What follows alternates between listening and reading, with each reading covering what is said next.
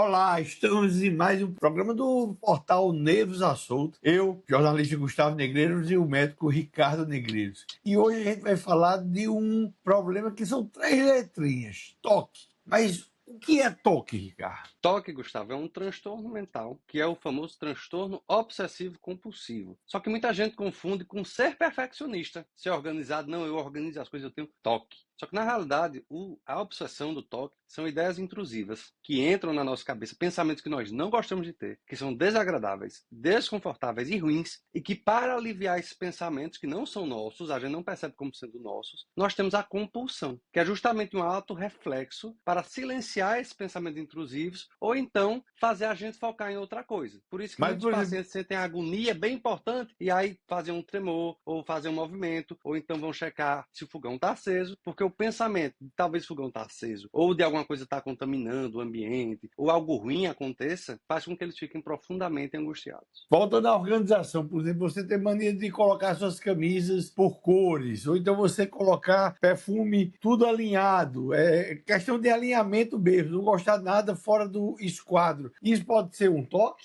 Somente se tiver um pensamento intrusivo que anteceda esse hábito e que o hábito surja para remediá-lo. Então, eu penso uma coisa muito ruim e aí eu faço essa organização e fico checando essa organização para silenciar esse pensamento. Se esse for o caso, sim, pode ser toque. Caso não seja isso, seja mais um perfeccionismo, ou então, eu gosto de organizar porque eu gosto, não tem nada que me perturbe, não tem nada que me faça ter esse comportamento, aí realmente é só comportamental mesmo e daquela pessoa, faz parte da personalidade dela. Quais são os sintomas mais comuns do toque? De exemplo cotidiano que ajude a pessoa aí a perceber que aquilo não é uma organização, não é uma mania, mas é um toque. Quando a gente tem prejuízo funcional, então a gente tem uma pessoa que, por conta desses hábitos, por conta da atividade compulsiva, deixa de viver, deixa de fazer as coisas, deixa de sair, gera conflitos familiares. Então, por conta da mania de organização de alguém, a família deixa de ser funcional. Ninguém consegue fazer um almoço domingo porque existem conflitos que são originados por conta daqueles hábitos. Além disso, a gente pode ter isolamento, vergonha, claro, um atraso para a busca de ajuda, porque as pessoas se sentem constrangidas. Por exemplo, pacientes que têm tics motores, ou então que, por conta dos pensamentos intrusivos, fazem movimentos musculares, então piscam, balançam a cabeça, ou então tem espasmos no braço. Esse tipo de evento faz com que eles sejam percebidos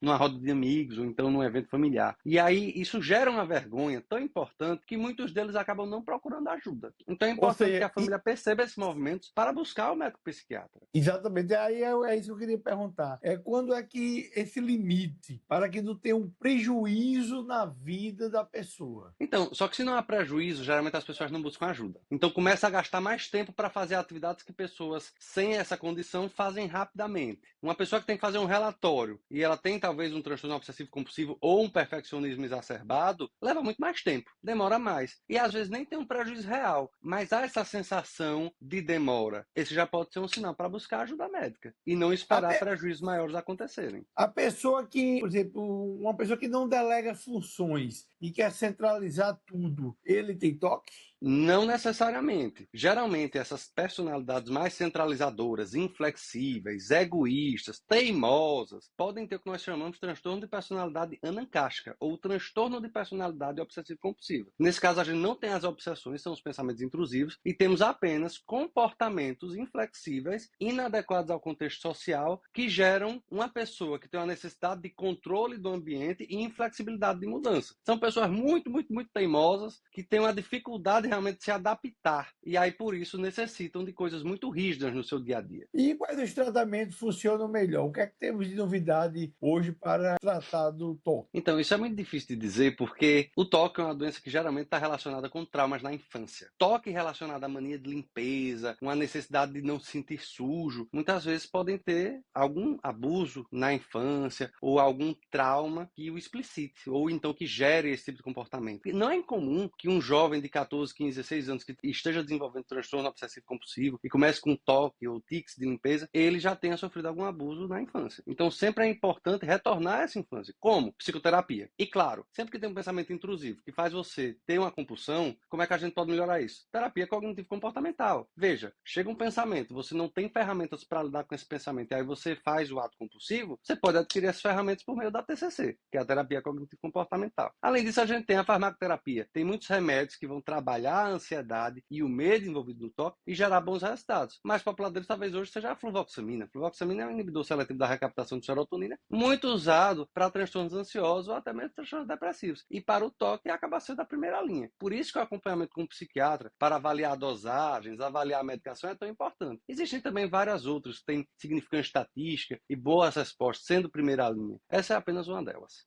Se eu sou um familiar e tem uma pessoa que notadamente tem toque em casa, a quem eu devo recorrer? Qual profissional eu devo buscar? Qual é minha abordagem em relação ao cara que está com toque? Pois bem, o familiar, ele tem muita coisa que pode fazer. Primeiro, buscar a ajuda do psiquiatra e do psicólogo. E segundo, evitar reforçar os rituais. Os rituais compulsivos, eles podem ser reforçados e alimentados. Se o cara ajeita tudo do jeito que ele acha que é o correto, então a pessoa tem que ir lá e bagunçar tudo em relação a outra Não, forma. não, aí vai gerar um sofrimento, a frustração e o conflito. O conflito vem justamente daí. Só que o que é que muitas famílias fazem? Se acomodam. Ah, ele tá ali organizando, deixa ele aí, não vai fazer nada. E aí tem um alimento desse ciclo, né? Você tem que apoiar o doente, você tem que apoiar a pessoa sem reforçar o ritual. E aí, assim, muitas vezes esses pacientes, quando fazem a consulta médica, eles acabam omitindo alguns fatos. E a família é essencial para lidar com esse tipo de coisa. A família tem que ir para o médico também, falar sobre os sintomas que persistem, amar a adesão ao tratamento, porque tudo é um processo. E a família tem que estar sempre junto. Por isso, é sempre indicado, quando alguém vai ao psiquiatra, leve um acompanhante. Isso é muito importante e muito relevante para tratar todas as questões e não faltar nada daquele profissional. Ricardo, eu queria agradecer por mais esse programa, Nervos à Solta, dizer que o portal, no dia 1º de junho, vai estar funcionando, e aí nós vamos ter outros canais com outros médicos, outros profissionais da saúde, para que o nosso público tenha acesso a mais informações. Agradecer aí pelo conteúdo rico que você vem dando aí para todo mundo e cada vez mais sucesso nas nossas redes sociais. E aí é importante a pessoa curtir, compartilhar. Se você tem alguém em casa que tem toque ou algum amigo, compartilhe com o familiar dele, tudo, sabe? Compartilhe porque esse programa é de informação para a saúde. Perfeito. Até mais. Vemos você no próximo Nervos à Solta.